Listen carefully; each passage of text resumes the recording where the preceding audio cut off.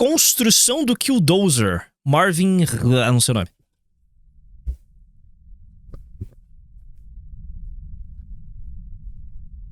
Heemeyer. My name Heemeyer. is Marvin Heemeyer. Heemeyer. Today is, let's see here, April 13th, 2004. I don't think that just knowing what I'm doing is enough. I think God will bless me to get the machine done, to drive it, to do the stuff that I have to do. So I'm trying to be as prepared as I can be to do what I believe needs to be done, what God has inspired me to do. And we'll see once where it goes. Deus... Essas Eu não conheço a história do Killdozer. foram as gravações finais de um homem em seus 52 anos de idade.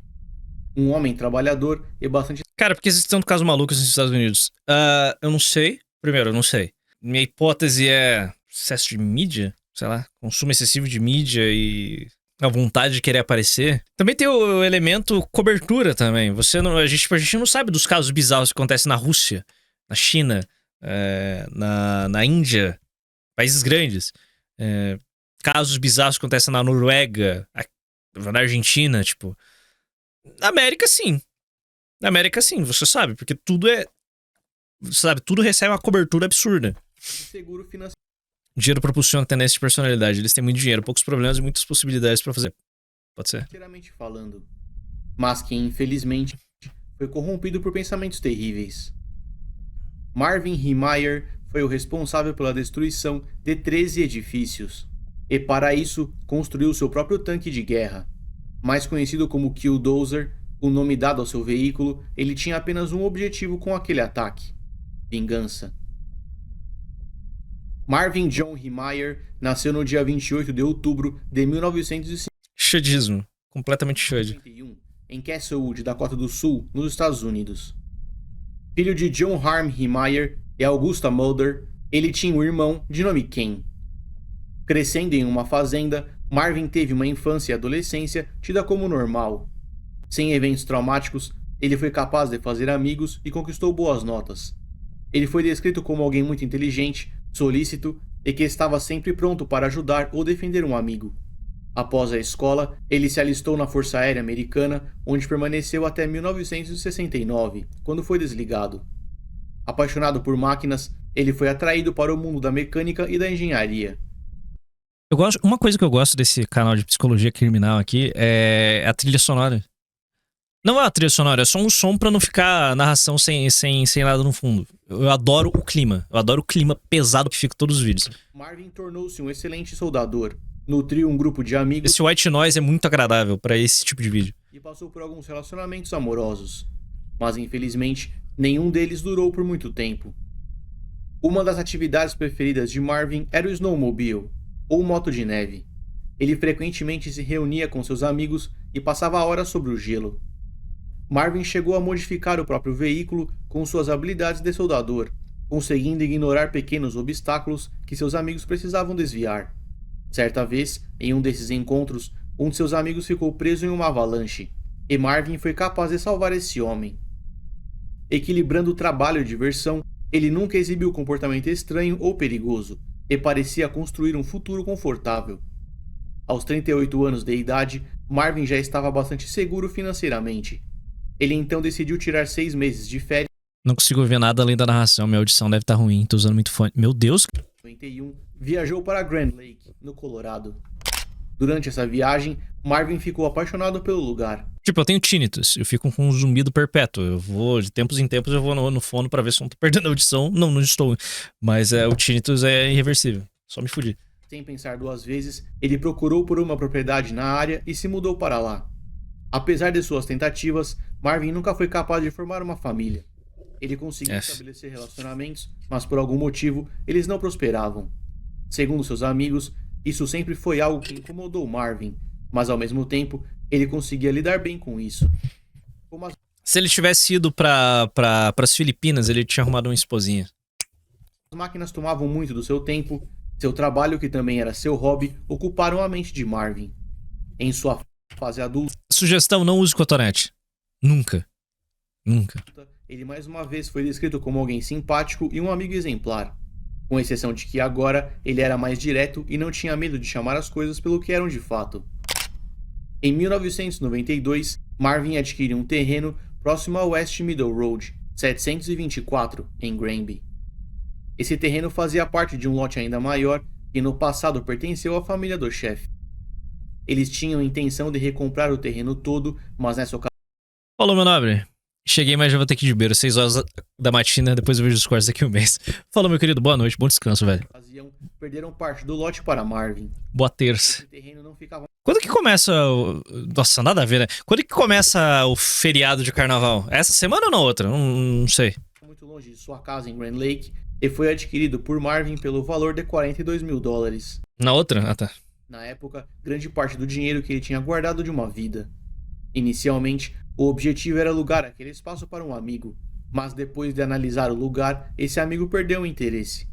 Marvin então decidiu utilizar a área para abrir sua própria empresa, e conseguir um terreno próximo à sua casa parecia uma ótima oportunidade. Além disso, ele já estava morando no local qual passava suas férias com seus amigos, otimizando ainda mais a sua vida. Naquele mesmo ano, após alguma construção, Marvin pediu demissão de seu emprego como mecânico e finalmente abriu a própria empresa. Ele sobreviveu aos primeiros anos e logo ficou conhecido como um dos melhores serviços da cidade. Marvin sempre foi a favor da legalização de jogos de azar e fez o que pôde para que fossem legalizados em Grand Lake. Ele chegou a criar o próprio jornal que tentava mobilizar a população, alegando que a imprensa local não Tomara que na semana do carnaval show no país inteiro. Pensa se eu vou fazer alguma coisa especial pro carnaval. Sexta-feira não tem live. Já estou adiantando meu carnaval um dia. Podendo fazer live o dia inteiro, né? Aproveitar o feriado. Aí eu faço a live longa pra cravo em live. Sei lá o que eu vou fazer. dá Pensar em fazer alguma coisa. Tô pensando em fazer alguma coisa. espaço para essa conversa. 3 dias de feriado? Vou pensar. Mas não vai parar lá mesmo. Em 1994, em uma discussão mais acalorada, Marvin quase entrou em luta corporal com um jornalista. É primeiro dia do ano, primeiro dia útil do ano que eu não vou fazer live, então... É o único que eu prevejo, inclusive. Não acho que vai ter outro. E era contrário às suas ideias. Apesar dessa disputa, ele ainda mantinha uma vida relativamente tranquila. Sua empresa ia bem e ele conseguia passar um tempo de qualidade com seus amigos. Até que algo mudou a sua vida para sempre. MK Ultra. Por serviço prestado pelo dono anterior daquele terreno, o sistema de esgoto estava danificado. O valor estimado para reparo era de aproximadamente o dobro do valor do terreno. Marvin então descobriu que, por algum motivo, aquela parte também era utilizada pelo sistema da cidade e, portanto, deveria ser reparada pelo Estado. Esse, por sua vez, informou que não pagaria pela reforma, deixando Marvin furioso. E sua frustração não diminuiria tão cedo. Em 1997, a família do chefe adquiriu um lote de terra que abraçava o terreno de Marvin. O objetivo dessa família era estabelecer uma produção de concreto e utilizar o resto da área para construir uma série de pequenos e médios negócios, para dividir e alugar os espaços. O problema era que a construção bloquearia completamente o acesso utilizado por Marvin para fazer o trajeto de casa para o trabalho. E além disso, também isolaria sua oficina, tornando o serviço de mecânica inviável. A família do chefe entrou em contato com Marvin e ofereceu para comprar o terreno. Inicialmente, ele pediu $250 mil pela propriedade. Porém, após outra avaliação, Marvin adicionou $125 mil ao valor anterior. A família do chefe ofereceu o valor de $350 mil, mas Marvin subiu o preço novamente para $450 mil. Essa era uma negociação que deveria ser mais importante para Marvin, visto que não vender o terreno significava o encerramento da sua empresa. Talvez sabendo disso e acreditando que esse homem o estava explorando, a família do chefe deixou que a negociação esfriasse. Marvin então tentou comprar o terreno que ficava à frente do seu estabelecimento, mas a família do chefe foi mais rápida. Ele então propôs... Valeu, Calei. Calei mandou R$10. Renato partiu. Skype.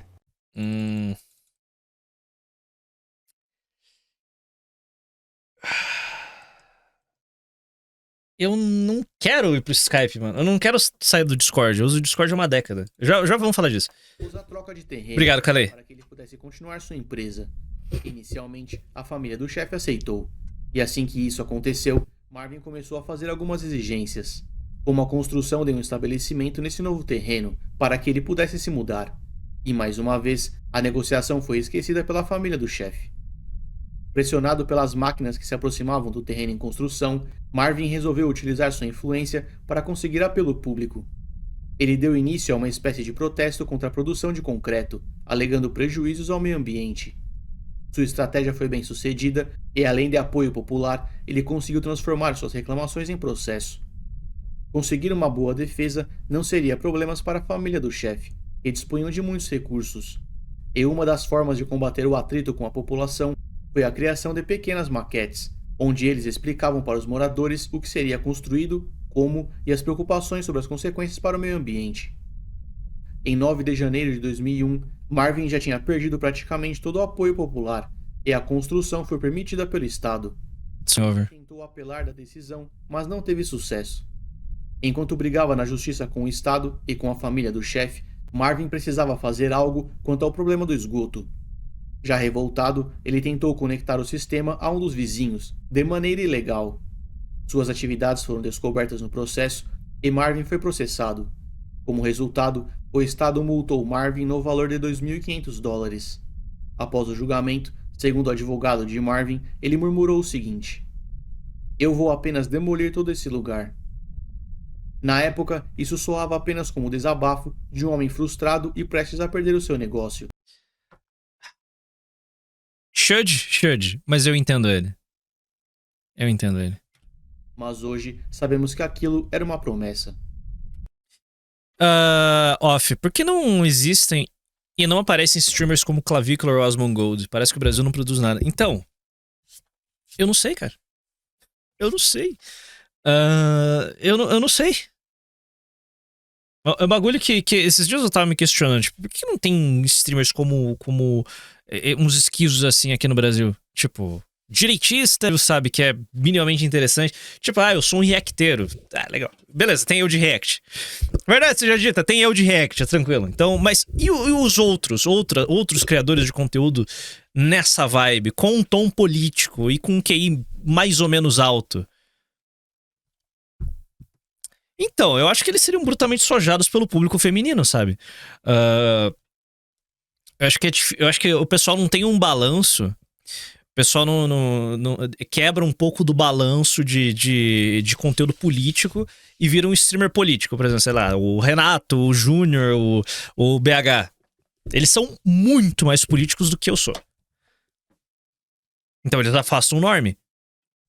Eu sou político demais pro norme.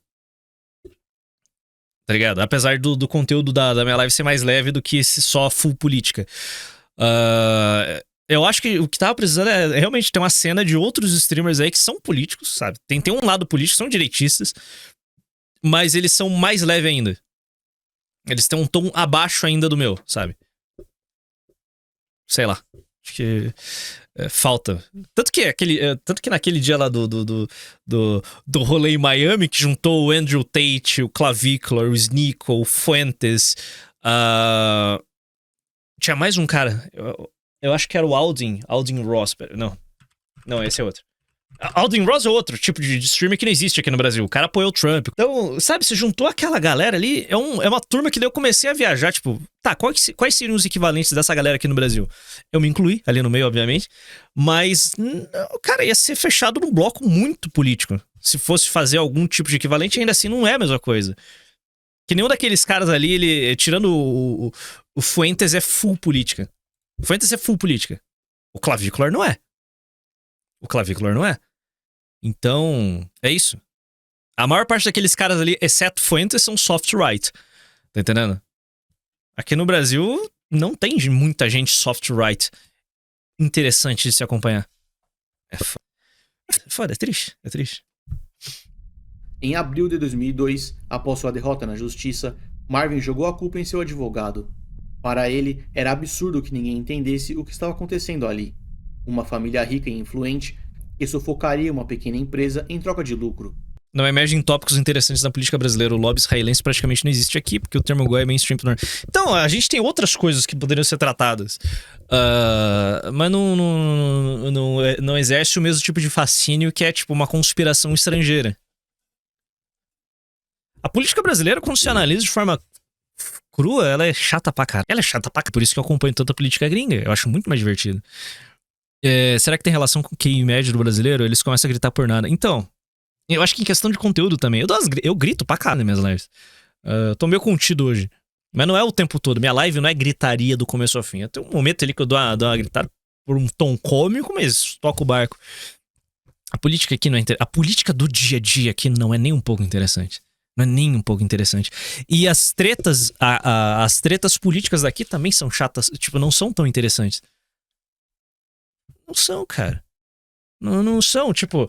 eu vou entrar numa disputa com o gordo do Xbox, com o Nando Moura. Nando Moura eu consigo farmar em cima dele. Mas tá entendendo? Tipo, até as tretas internas, elas são meio bostas. Porque, tipo, ninguém quer se envolver, ninguém quer se comprometer com uma porra nenhuma. Tá entendendo? Ninguém se compromete com nada. Ninguém tem projeto, ninguém tem nada. Tipo, eu vou arrumar briga com o Mafinha. Mafinha é chato, cara. Assista uma live do Mafinha, é insuportavelmente chato. Então, aqui, nem as brigas políticas são interessantes, tipo... todo mundo ou é panos quentes, ou, tipo, não se compromete. Não tem, tipo, você não vai ter uma briga como que rola na cena gringa, que toda hora sempre tem uma briga, sempre tem algo grande, sempre tem algo que movimenta todo mundo. Não, aqui não. Aqui não. Aqui não. Ninguém quer se comprometer aqui. Tá ligado? Tipo, não tem como você entrar numa disputa com quem não se compromete. Não, pá, eu não tenho lado. Tipo, aí é uma bosta, tá ligado? É tipo tacar a pedra na água. Tipo, tá, legal, e aí? Não tem retorno, não tem clout, não tem nada. E os números também são bem menores aqui. Tipo, os números são muito menores. Tipo, compara. Vamos entrar. Não existe drama entre nós e os webcomunistas, por exemplo.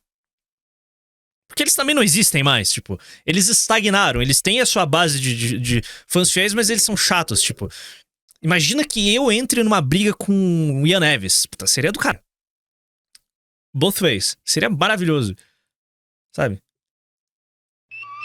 O drama mais interessante que eu tive foi, sei lá, com o Petri.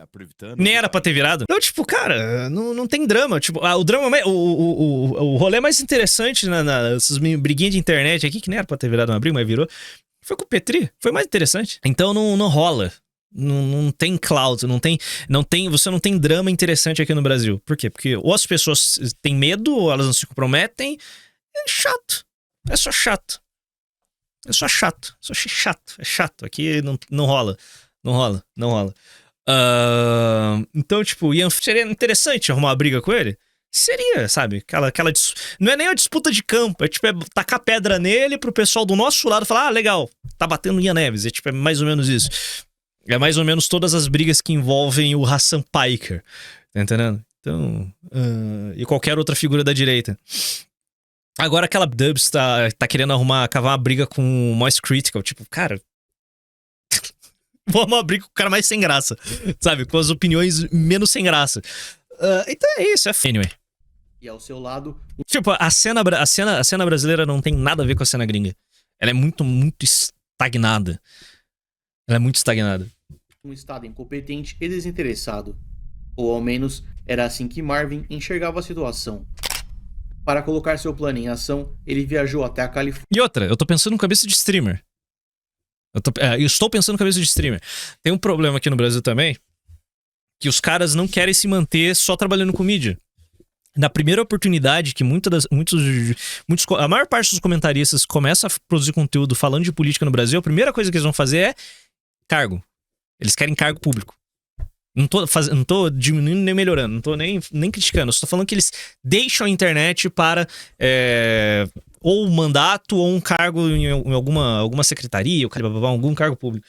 Isso é chato, cara. É uma bosta, tá ligado? Isso é uma bosta. Na gringa, não. Na gringa, a barreira de entrada na política é muito maior.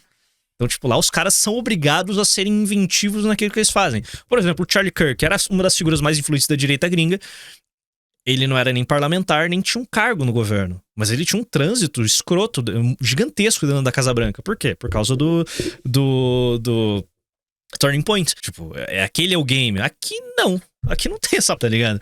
Aqui não tem um rolê desse. Imagina que eu abro da minha ONG, sabe? Fazer a minha ONG pra fazer as minhas coisas, tá ligado?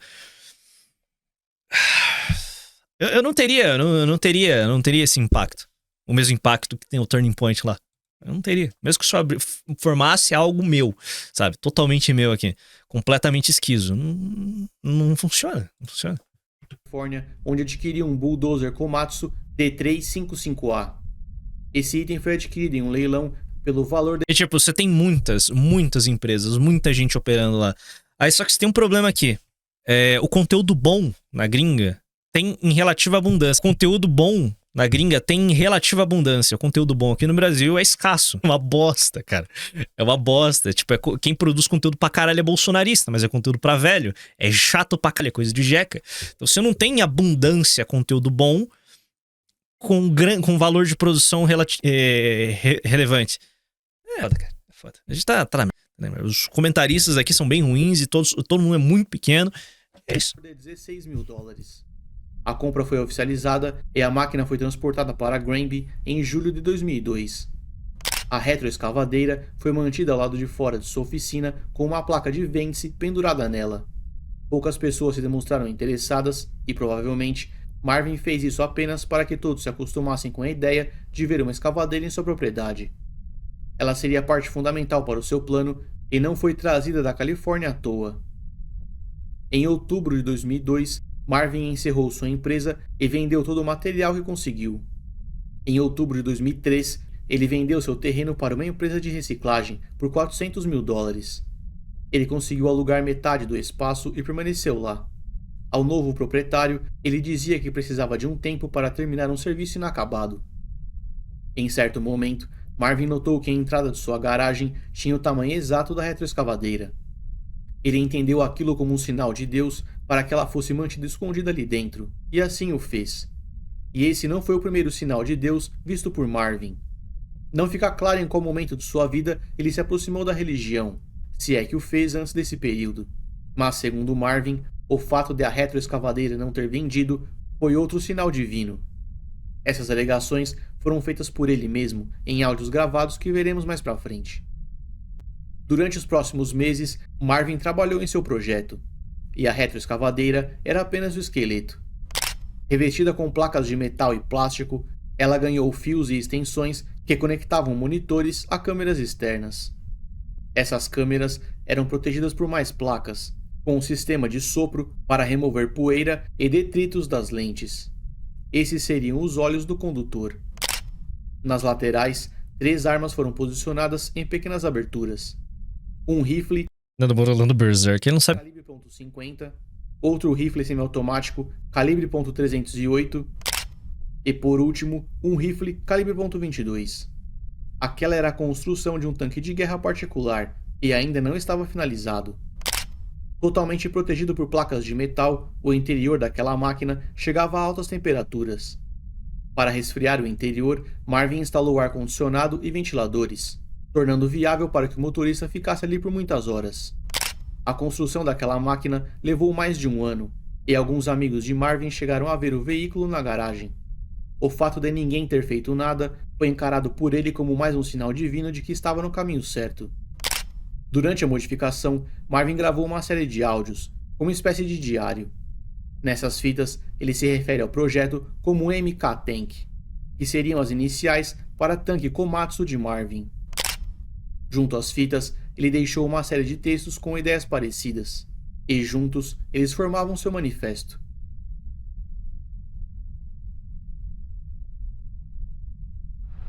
I've taken all I can take.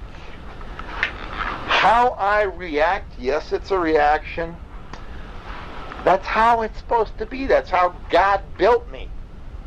You know? It is not my fault. The Thompsons are guilty. The Dochefs are guilty. The Granby Town Board is guilty. The Granby Planning Commission is guilty. My neighbors are guilty. It took all of you 10 years to get me. And you got me, no doubt about it. I got screwed big time. And they get away with it. There's nothing you can do about it. He says, well, I'm going to do something about it. That's the way it's supposed to be. And that's the way it will be. God's will be done. Through me. Patriota.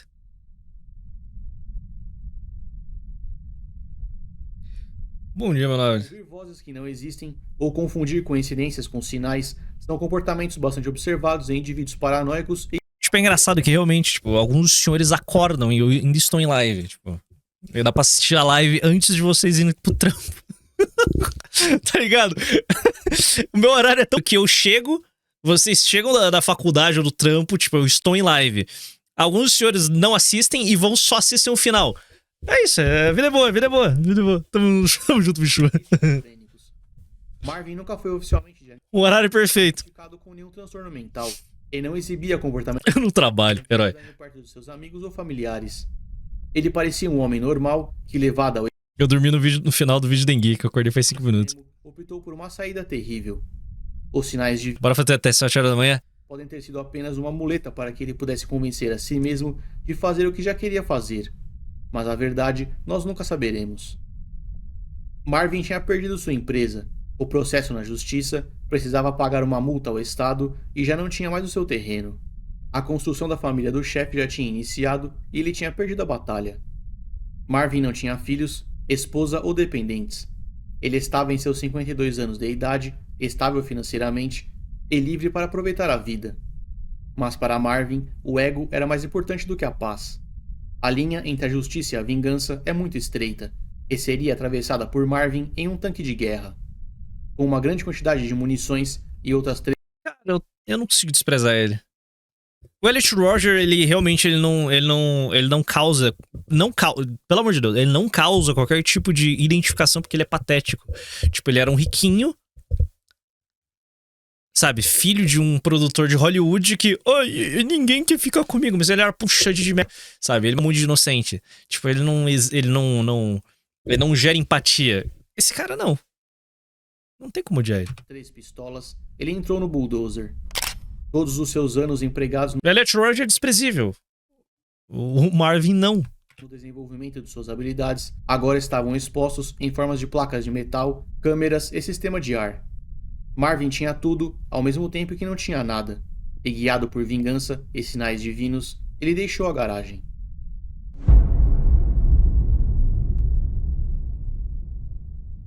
Aproximadamente às 14 horas e 15 minutos do dia 4 de junho de 2004, Marvin deu início à sua vingança. Seu tanque de guerra improvisado seguiu direto para o terreno da família do chefe, que ainda estava em construção. Cody, um dos membros da família, estava no local nesse momento e ficou sabendo da presença do tanque pelo rádio. No primeiro momento, Cody acreditou que o veículo estivesse sendo conduzido via controle remoto e efetuou um disparo contra ele. Sem sucesso, ele pôde apenas assistir enquanto Marvin espalhava destruição pelo local. Alguns funcionários correram enquanto outros tentaram jogar objetos na frente do tanque, mas sem sucesso. Após o disparo fracassado, Cody tentou subir no tanque de Marvin, porém não conseguiu. Desesperado para interromper a destruição do terreno e material, ele tentou parar Marvin com outra retroescavadeira, mas mais uma vez sem sucesso. Marvin efetuou alguns disparos com os rifles, fazendo com que a área fosse evacuada. Nesse momento, ninguém ficou ferido. A polícia foi acionada e chegou rapidamente ao local. Assustados com o que encontraram lá, os agentes perceberam que haviam câmeras na parte exterior do tanque. Eles então efetuaram uma série de disparos na tentativa de cegar o piloto. E assim como as tentativas anteriores, foi inútil. O plástico à prova de balas utilizado por Martin para proteger as câmeras tinha 7,6 centímetros de espessura e foi capaz de parar os projéteis. Lentamente, a força policial entendia que nada poderia fazer contra a fortaleza em movimento. Satisfeito com a destruição, Marvin deixou o local e seguiu para o seu próximo alvo. Com aproximadamente 1 tonelada, a velocidade máxima que aquele veículo poderia chegar era de até 8 km por hora. Os agentes não tiveram dificuldades em acompanhar o tanque, mesmo a pé. O que era desesperador, visto que nenhuma resposta funcionava. Marvin continuou seu ataque, focando em prédios e estabelecimentos cujos donos seriam os responsáveis por... Seria muito engraçado se tivesse acionado um tanque, né? Entre pra bater. Prédios do governo e bancos. Árvores, postes e viaturas policiais também foram atingidas e destruídas no processo. Enfrentar um tanque de guerra, ainda que amador, não é algo que a polícia convencional lida com frequência. A resposta imediata para esse tipo de ataque costuma ser via força aérea, o que nesse caso provocaria danos colaterais irreparáveis. Como isso não era uma opção, a polícia continuou seguindo Marvin e esperando por uma oportunidade. Nesse momento, eles ainda não sabiam sobre suas motivações ou alvos. Em certo momento, um dos agentes correu e conseguiu subir no tanque. Ele procurou por alguma abertura onde conseguisse realizar um disparo, mas não encontrou. O que ele encontrou foi uma abertura do exaustor. Uma granada de luz foi lançada nessa abertura, mas não surtiu efeito. Frustrado, o agente saltou de cima do tanque que seguia para o próximo local. Um trator foi utilizado pela polícia para tentar impedir o avanço de Marvin, porém, ele também nada poderia fazer contra a montanha de ferro e armas. O trator foi empurrado como se fosse de plástico e o ataque continuou. E aqui, talvez seja o momento mais controverso do caso. Segundo uma testemunha, ela estava no caminho de Marvin durante o ataque, mas ele teria desviado para não atingi-la. Em algumas gravações, ele também parece evitar danificar veículos e casas de civis. Entretanto, o próximo alvo de Marvin foi um armazém de propano. E assim que o tanque estacionou ao lado, os policiais entraram em pânico. Todos os vizinhos foram evacuados de suas casas e a área foi isolada. Aquela tragédia tomava uma proporção muito maior, enquanto Marvin deixava o volante para ficar atrás de um dos rifles. Aquele não era um tanque de guerra convencional e não tinha nem de perto o mesmo poder de fogo, mas Marvin estava disposto a causar destruição. Ele efetuou ao menos 15 disparos na direção dos tanques de propano. Estamos falando de aproximadamente 110 mil litros, que poderiam causar uma explosão com um raio de 800 metros. Mas por sorte, isso não aconteceu. Quando percebeu que não seria capaz de explodir os tanques com os disparos, Marvin tentou atingir os transformadores, que também tinham chance de causar a explosão. Por conta da armadura de metal, ele acabou atingindo a própria blindagem e não foi capaz de conseguir um ângulo para o disparo que queria. Naquele momento, ao menos 12 pessoas ainda estavam no raio da explosão, entre policiais e civis. 12 pessoas que corriam graves riscos de vida caso a explosão tivesse acontecido. Um comportamento que ia de encontro ao desvio de pedestres pouco antes de chegar até ali. Marvin desistiu e continuou seu ataque. O bulldozer sobreviveu a mais de 200 disparos e 2 explosões e continuou em movimento. O próximo alvo de Marvin foi a Gamble's Store, cujo dono era a favor da construção da família do chefe. Assim como os policiais, o trator ainda continuava seguindo Marvin. Após seu avanço contra o prédio, esse trator foi capaz de bloquear a saída rapidamente, forçando Marvin a ir apenas para frente. Ele avançou, mas em certo momento, o teto cedeu sobre o tanque. Para piorar ainda mais a situação do criminoso, aquele prédio contava com um porão e parte do bulldozer perdeu contato com o solo. Com o radiador danificado e agora imobilizado, Marvin não tinha mais para onde ir. Ele entendia que seria impossível empreender fuga e a prisão não seria uma opção para ele. A SWAT também já estava no local e aproximadamente às 16 horas e 30 minutos, um dos agentes ouviu um disparo de arma de fogo ocorrendo dentro do blindado. Colocando uma das pistolas dentro da boca, Marvin disparou, tirando a própria vida. Ao todo, o ataque durou 2 horas e 7 minutos, danificando 13 prédios e alguns veículos no processo. Entre eles, estabelecimentos ligados à família do chefe e seus aliados, prédios do governo, da imprensa e um banco local. Apesar da destruição, ninguém ficou ferido. O prejuízo total foi calculado em aproximadamente 7 milhões de dólares. A polícia tentou abrir a carcaça de metal via explosivos, mas não teve sucesso. Mesmo com medo de armadilhas, eles precisaram utilizar uma ferramenta especial de corte para abrir o tanque. Lá dentro, Marvin foi encontrado já sem vida. Seu corpo foi retirado do bulldozer apenas às 2 horas da manhã do dia seguinte, devido à dificuldade de acesso. Além de munições e armas, a polícia também encontrou comida e água suficiente para uma semana dentro do tanque. A investigação levou os agentes até a casa e garagem de Marvin, onde eles encontraram as gravações e textos. Com uma lista das pessoas que tinham feito mal a ele, segundo o próprio Marvin, ficou claro que a motivação para o ataque era a vingança. O caso chegou à mídia e rapidamente ele recebeu o apelido de Killdozer, um trocadilho com a palavra bulldozer, mesmo que ele não tenha matado ninguém. Esse é um caso muito parecido com o de Shawn Nelson, que roubou um tanque de guerra para realizar um ataque em 1995 em San Diego. Ambos são frequentemente comparados na internet por motivos óbvios. Marvin teve muitas oportunidades para desistir daquele ataque. Mesmo após vender o terreno e encerrar a empresa, ele ainda conseguiu uma quantia relevante. Mas para ele, não era mais sobre dinheiro. Perdido entre frustrações e sinais divinos, ele escolheu o pior de todos os caminhos. Os prédios foram reconstruídos, a família do chefe continuou com o terreno e Marvin encerrou a vida como criminoso. O bulldozer foi desmontado por inteiro e suas partes completamente destruídas. Marvin... Tipo, não deixou nenhum legado e é isso aí. Não valeu a pena. Bom. Meyer faleceu aos 52 anos de idade, tirando a própria vida via disparo de arma de fogo na cabeça, no dia 4 de junho de 2004.